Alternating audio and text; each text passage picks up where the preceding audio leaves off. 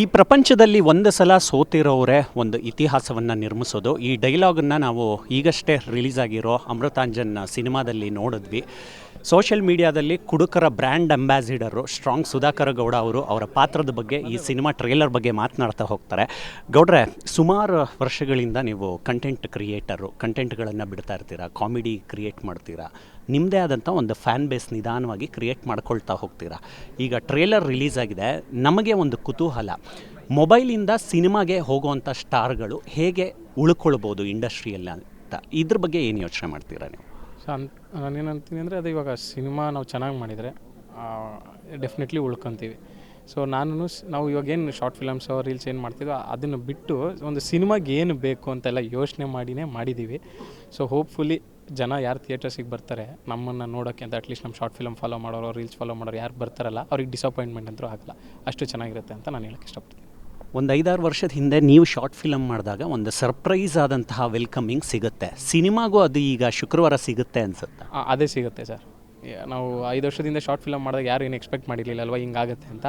ಅದೇ ಮತ್ತೆ ರಿಪೀಟ್ ಈ ಸಿನಿಮಾದಿಂದ ಆಗುತ್ತೆ ಸರ್. ಸಿನಿಮಾ ಅವರು ಶಾರ್ಟ್ ಫಿಲಮ್ಸ್ ಕಾಮಿಡಿ ಮಾಡ್ತಿದ್ರು, ಈ ಥರ ಒಂದು ಸಿನಿಮಾ ಮಾಡಿದಾರಲ್ಲ ಹುಡುಗರು ಅಂತ ಡೆಫಿನೆಟ್ಲಿ ಸರ್ಪ್ರೈಸ್ ಆಗ್ತಾರೆ ಆಡಿಯನ್ಸ್. ನೀವು ಗೌರವ್ ಶೆಟ್ಟಿ, ಓಟಿ ಪ್ಯಾಕೆಟ್ ಕಾರ್ತಿಕ್ ಇದ್ದೀರಾ, ಈ ಗ್ಯಾಂಗ್ ಎಷ್ಟು ಮಜಾ ಕೊಡುತ್ತೆ ಸರ್. ಒಂದು ಟೈಮಲ್ಲಿ ಹೆಂಗೆ ಈ ಕೋತಿಗಳು ಸರು, ಕುರಿಗಳು ಸರು, ಆ ಸೀರೀಸ್ ಎಲ್ಲ ಇದೆ. ಆಮೇಲೆ ಮಾಸ್ಟರ್ ಆನಂದ್ ಸರ್ ಅವರೆಲ್ಲ ಫ್ರೆಂಡ್ಸ್ ಅಂತ ಒಂದು ಸಿನಿಮಾಗಳು ಬರೋ ಆ ಜಾನರ್ ಏನೊಂದು ಮ್ಯಾಜಿಕ್ ಕ್ರಿಯೇಟ್ ಮಾಡ್ತಿತ್ತಲ್ಲ, ಆ ಮ್ಯಾಜಿಕ್ನ ನಾನು, ಕಾರ್ತಿಕ್, ಗೌರವ್ ಆಗಲಿ, ನಮ್ಮ ಪೇರ್ಸ್ ಆಗಲಿ ಕ್ರಿಯೇಟ್ ಮಾಡುತ್ತೆ ಸರ್. ಕಾಮಿಡಿ ಹೇಳ್ತಾನೆ ಕೆಲವೊಂದಿಷ್ಟು ಕಾಮನ್ ಪ್ರಾಬ್ಲಮ್ಗಳನ್ನ ಹೇಳೋದು ತುಂಬ ಕಷ್ಟ ಸ್ಕ್ರೀನ್ ಪೇಯಲ್ಲಿ. ಈ ಸಿನಿಮಾನೂ ಅದೇ ಕೆಲಸ ಮಾಡುತ್ತೆ ಅಂತ ಅನ್ನಿಸ್ತು. Definitely sir. ಒಂದು ತಂದೆ ತಾಯಿ ಮಗನ ರಿಲೇಷನ್ಶಿಪ್ ಮೇಲೆ, ಆಮೇಲೆ ತಂದೆ ತಾಯಿ ವ್ಯಾಲ್ಯೂಸ್ ಮತ್ತು ಅವ್ರು ಮಾಡ್ತಿರೋ ಸ್ಯಾಕ್ರಿಫೈಸ್ಗಳ ಬಗ್ಗೆ ಗೊತ್ತಿಲ್ಲದೆ ಕೇರ್ಲೆಸ್ ಆಗಿರೋ ಸ್ಟೂಡೆಂಟ್ಸ್ ಬಗ್ಗೆ, ಇದನ್ನೆಲ್ಲ ಒಂದು ಚಿಕ್ಕ ಕಾಮಿಡಿ ಥ್ರೂ ಹೇಳೋದಕ್ಕೆ ಪ್ರಯತ್ನ ಪಟ್ಟಿದ್ದೀವಿ. ಸೊ ಆ ಪಾಯಿಂಟು ತುಂಬ ಇಷ್ಟ ಆಗುತ್ತೆ ಪೇರೆಂಟ್ಸ್ಗಾಗಲಿ ಸ್ಟೂಡೆಂಟ್ಸ್ಗಾಗಲಿ ಅನ್ನೋದು ನನ್ನ ಇದು ಎಕ್ಸ್ಪೆಕ್ಟೇಷನ್ಸ್. ನಿಮ್ಮ ವೀಡಿಯೋಗಳನ್ನ ಹೆಚ್ಚಾಗಿ ನೋಡ್ತಿರ್ತೀವಿ. ಹೆಚ್ಚಾಗಿ ಕುಡುಕರ ಬಗ್ಗೆ ನೀವು ವೀಡಿಯೋಸ್ ಮಾಡ್ತಾ ಇರ್ತೀರಾ. ಅದರಲ್ಲಿ ಒಂದು ಕಾಮಿಡಿ ಇರುತ್ತೆ, ಒಂದು ಸರ್ಕ್ಯಾಸಿಸಮ್ ಇರುತ್ತೆ. ನೀವು ನಿಜ ಜೀವನದಲ್ಲಿ ಕುಡುಕರಿಗೆ ಏನಾದರೂ ಹೇಳೋಕ್ಕೆ ಇಷ್ಟಪಡ್ತೀರಾ? ಅವ್ರಿಗೆ ಹೇಳೋದಿಷ್ಟೇ, ನಾನು ಕುಡಿಯಲ್ಲ.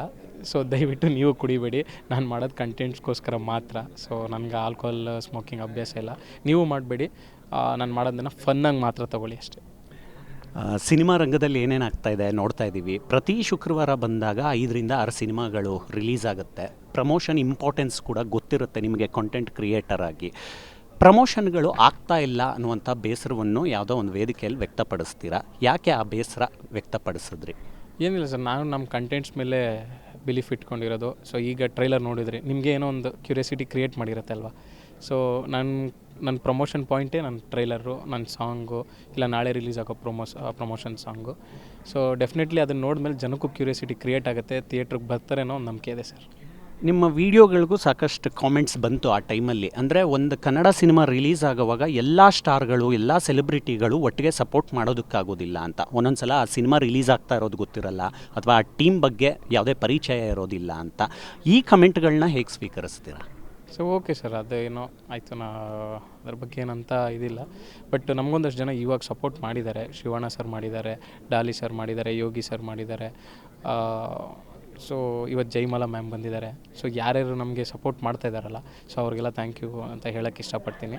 ಸಿನಿಮಾ ಬಂದಮೇಲೂ ಇನ್ನೂ ಸಪೋರ್ಟ್ ಮಾಡ್ತಾರೆ ಅನ್ನೋದು ನನ್ನ ಭರವಸೆ. ಮೊನ್ನೆ ಹೇಳಿದ್ರಿ, ಅಂದರೆ ಮಾರ್ಟಿನ್ ಟೈಮಲ್ಲಿ ಏನು ಇನ್ಸಿಡೆಂಟ್ ಆಗಿತ್ತು ಅದರಿಂದ ಆಚೆ ಬಂದು ನಾನೇ ಸಾರಿ ಕೇಳಿದ್ರೂ ಕೂಡ ಕೆಲವು ಒಂದಿಷ್ಟು ಕಾಣದ ಕೈಗಳು, ಶಕ್ತಿಗಳು ನನ್ನನ್ನು ಟಾರ್ಗೆಟ್ ಮಾಡ್ತಾ ಇದೆ ಅಂತ. ನಿಮಗೆ ಅನಿಸುತ್ತಾ ಯಾರೋ ಹಿಂದೆ ನಿಂತ್ಕೊಂಡು ಇದನ್ನೆಲ್ಲ ಮಾಡಿಸ್ತಾ ಇದ್ದಾರೆ ಅಂತ? ಸರ್ ಅದ್ರ ಬಗ್ಗೆ ಅದೆಲ್ಲ ಮಾತಾಡೋದೇ ಬೇಡ ಅಂತ ಸರ್. ಸುಮ್ಮನೆ ಮತ್ತೆ ಅದರಿಂದ ಇನ್ನೊಂದು ನಾನೇನೋ ಒಂದು ಹೇಳಿ ಅದು ಇನ್ನೊಂದೇನೋ ಆಗೋದು ಬೇಡ ಇರಲಿ. ಬಟ್ ನಾನೇನು ಹೇಳ್ತೀನಿ ಅಂದರೆ, ಅವರು ಅಷ್ಟೇ ನಮ್ಮ ಸಿನಿಮಾ ನೋಡಿದ್ರೆ ಮೇ ಬಿ ಅವರು ಸಪೋರ್ಟ್ ಮಾಡ್ತಾರೆ ಅನ್ನೋದು ನನ್ನ ಭರವಸೆ. ನೀವು ಇಷ್ಟೆಲ್ಲ ಆದಮೇಲೆ ಯಾವತ್ತಾದರೂ ಧ್ರುವ ಸರ್ಜಾ ಅವ್ರನ್ನ ಭೇಟಿಯಾಗಿ ಏನಾದರೂ ಈ ವಿಚಾರವಾಗಿ ಮಾತುಕತೆ ಆಯಿತಾ? ಅಂದರೆ ನಮಗೆ ಪರ್ಸ್ನಲಾಗಿ ಗೊತ್ತಿಲ್ಲ ಸರ್, ಯಾರು ಆ ಟೀಮ್ ಅವರಾಗಲಿ ಅವರಾಗಲಿ. ಸೊ ಅದಕ್ಕೆ ಅವಕಾಶ ಸಿಕ್ಕಿಲ್ಲ. ಹೋಪ್ ಒಂದು ದಿವಸ ಸಿಗುತ್ತೆ, ಮಾತಾಡೋಕ್ಕೆ ಅವಕಾಶ ಸಿಗುತ್ತೆ ಅಂತ. ನಿಮ್ಮ ಕಾಮಿಡಿ ವಿಡಿಯೋಗಳಿಗೆ ಸಾಕಷ್ಟು ಸಾರಿ ಕಮೆಂಟ್ಗಳನ್ನ ಮಾಡ್ತಾ ಇರ್ತಾರೆ. ಅಂದರೆ ನಿಮ್ಮ ಕಂಟೆಂಟ್ಗಳನ್ನು ಎಂಕರೇಜ್ ಮಾಡೋ ಹಾಗೆ ನೆಗೆಟಿವಿಟಿಯನ್ನು ಕೂಡ ಫೇಸ್ ಮಾಡೋದಕ್ಕೆ ಎಷ್ಟರ ಮಟ್ಟಿಗೆ ರೆಡಿಯಾಗಿದ್ದೀರಾ ನೀವು? ಸರ್ ನಾನು ನೆಗೆಟಿವಿಟಿ ಬಗ್ಗೆ ಜಾಸ್ತಿ ತಲೆಗೆಡ್ಸ್ಕೊಳಲ್ಲ ಸರ್. ಬಿಕಾಸ್ ಇಲ್ಲಿ ಪಾಸಿಟಿವಿಟಿಗಿಂತ ಜಾಸ್ತಿ ನೆಗೆಟಿವಿಟಿ ಹಿಂಗಿರುತ್ತೆ ಅಂತ ಪ್ರಿಪೇರ್ ಆಗೇ ಬಂದಿರೋ ನಾನು. ಸೊ ಅದನ್ನೇನು ಜಾಸ್ತಿ ಇದು ಮಾಡಲ್ಲ. ನನ್ನ ಪಾಸಿಟಿವ್ ಕಮೆಂಟ್ಸು ಮತ್ತು ನನ್ನ ಲೈಕ್ ಎಷ್ಟು ಜನ ಮಾಡ್ತಾರೆ ಅವ್ರಿಗೆ ಮತ್ತೆ ಅವ್ರನ್ನ ಖುಷಿ ಪಡಿಸೋದಕ್ಕೆ ಏನು ಮಾಡಬೇಕು ಅಷ್ಟು ಮಾತ್ರ ಯೋಚನೆ ಮಾಡ್ತೀನಿ. ಸೊ ನಮ್ಮನ್ನು ಇಷ್ಟಪಡೋರಿಗೆ ಖುಷಿ ಪಡಿಸೋ ಪ್ರಯತ್ನದಲ್ಲಿದ್ದೀವಿ, ನೋಡೋಣ ಸರ್. ಕೊನೆಯದಾಗಿ 30ನೇ ತಾರೀಕು ಸಿನಿಮಾ ರಿಲೀಸ್ ಆಗ್ತಾ ಇದೆ. ಒಂದಷ್ಟು ಸರ್ಪ್ರೈಸ್ಗಳು ಇವಾಗ ಟ್ರೇಲರ್ ನೋಡಾದಮೇಲೆ ಗೊತ್ತಾಗಿದೆ. ಸಿನಿಮಾದಲ್ಲಿ ಏನೇನು ಇರ್ಬೋದು, ಕನ್ನಡಿಗರಿಗೆ ಏನು ಹೇಳ್ತೀರಾ? ಸೊ ಒಂದು complete comedy entertainer basically cinema, ಜೊತೆಯಲ್ಲಿ ಒಂದು ಸಣ್ಣ ಚಿಕ್ಕ ಎಮೋಷನ್ಸು, ವ್ಯಾಲ್ಯೂಸ್ ಮೇಲೆ ಅದನ್ನು ಕಾಮಿಡಿಯಾಗಿ ಹೇಳೋದಕ್ಕೆ ಒಂದು ಪ್ರಯತ್ನ ಮಾಡಿದ್ದೀವಿ. ಸೊ ಒಂದು ಸ್ಟ್ರೆಸ್ ಬಸ್ಟರ್ ಸಿನಿಮಾ ಆಗುತ್ತೆ ಈ ವರ್ಷಕ್ಕೆ. ಸೊ ದಯವಿಟ್ಟು Jan 30th ಥಿಯೇಟರ್ಸ್ಗೆ ಬಂದು ಸಿನಿಮಾ ನೋಡಿ. ನಿಮಗೆ ಇಷ್ಟ ಆದರೆ ನಮಗೆ ಸಪೋರ್ಟ್ ಮಾಡಿ. Thank you. ಓಕೆ ಗೌಡ್ರೆ, ಯಾವಾಗಲೂ ಸ್ಟ್ರಾಂಗ್ ಆಗಿರಿ, ನಿಮ್ಮ ಸಿನಿಮಾಗೆ ಒಳ್ಳೆಯದಾಗಲಿ. Thank you. ಇವಿಷ್ಟು ಸುಧಾಕರ್ ಗೌಡ ಅವರ ಮಾತುಗಳು. ಕ್ಯಾಮ್ರಾ ಪರ್ಸನ್ ಲಕ್ಷ್ಮೀಕಾಂತ್ ಜೊತೆ ಮಾವಳಿ ಕಾರ್ತಿಕ್, ಕರ್ನಾಟಕ ನ್ಯೂಸ್ ಬಿಟ್.